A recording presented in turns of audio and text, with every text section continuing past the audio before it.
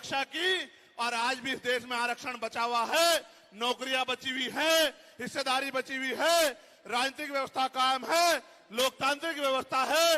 तो धन्यवाद करना चाहिए उन जातियों का जिन्होंने अपने प्राणों का बलिदान दे दिया, लाठी डंडे खाए, गोलियां खाई, लेकिन अपने अधिकारों को छीनने नहीं दिया। सब लोगों को उनका धन्यवाद करना चाहिए। लेकिन दुश्मन का ये षड्यंत्र है और दुश्मन बड़ा समझदार है।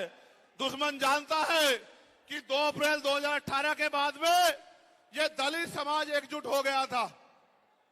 जब दलित समाज एकजुट हुआ तो वो ये सोचने लगे कि इनकी एकता को कैसे तोड़ा जाए। आप और मैं जानते हैं, जब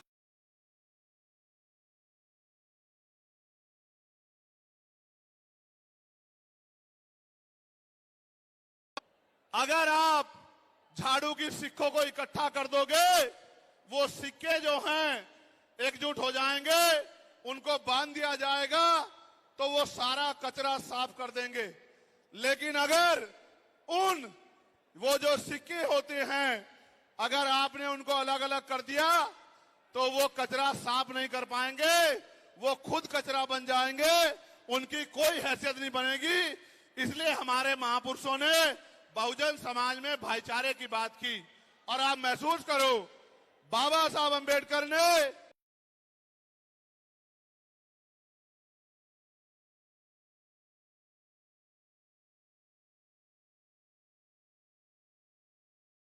अपने विरोधियों, बैरियों के खिलाफ संघर्ष भी करना है, अपने अधिकारों के लिए संघर्ष भी करना है।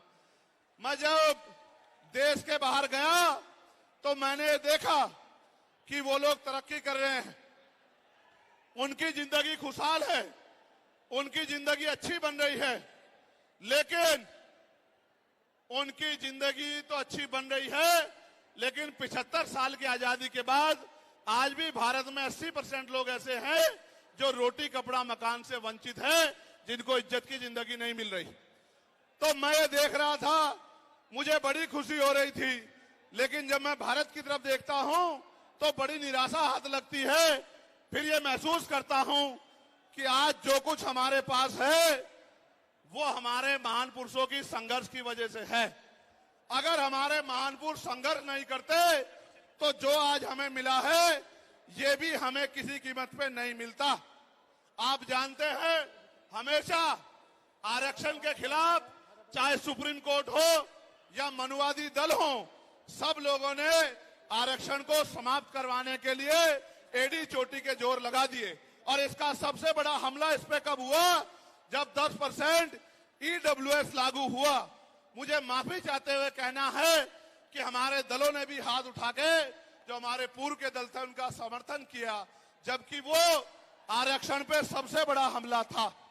अगर उसी दिन हम लोगों ने सड़कों पे निकल के अपनी आवाज को उठाया होता तो किसी की मां ने दूध नहीं पिलाया होता कि वो दोबारा आरक्षण पे हमला करने के बारे में सोच लेता। ये भाजपा के लोग जो सत्ता में बैठे हैं, इन्होंने वोट तो आपसे हमसे ली धर्म के नाम पे, भाईचारे के नाम पे, लेकिन सत्ता में आके ये लोग अपने लोगों का काम करने लगे, अपने महापुरुषों की विचारधारा को आगे बढ़ाने लगे और हम लोग रोटी रोटी के लिए मोहताज लोग, जुल्म जाति के शिकार लोग परेशानी की जिंदगी जीने लगे। मैं चाहता हूं कि जो जिंदगी हमारे लोग ऑस्ट्रेलिया में जी रहे हैं, ऑस्ट्रिया में जी रहे हैं, इटली में जी रहे हैं, यूरोप में जी रहे हैं, पूरे अमेरिका में जी रहे हैं, कनाडा में जी रहे हैं, इंग्लैंड में जी रहे हैं, ऐसी जिंदगी की व्यवस्था भारत में भी हो। लेकिन ये तभी संभव है जब राजनीतिक शक्ति हमारे पास हो। अगर राजनीतिक शक्ति भाजपा और कांग्रेस के पास रहेगी तो हम लोग इज्जत की जिंदगी इस देश में नहीं जी सकते। इस बात को आप लोग मेरी ध्यान रखना।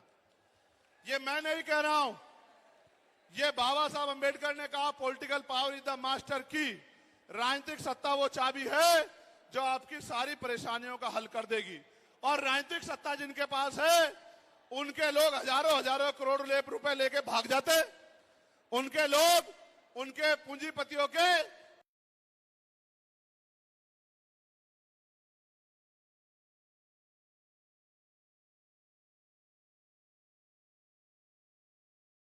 लिख के आपको जेल भेजने का काम सरकार कर देगी और आपके घर की कुर्की भी करा देगी। आप किसानों का, मजदूरों का हाल देख लो, आप नौजवानों का हाल देख लो, इस देश में क्या है। तो हमारी सबसे बड़ी मांग ये है, आप समर्थन करके बताना कि आप इस पर सहमत हो या नहीं हो। बताओ, जातिवार जनगणना होनी चाहिए नहीं होनी चाहिए? एक सुर में बताओ, होनी चाहिए नहीं होनी चाहिए? साथ साथ इस देश में जातिवार जनगणना के साथ साथ जितने भी सरकारी संस्थान हैं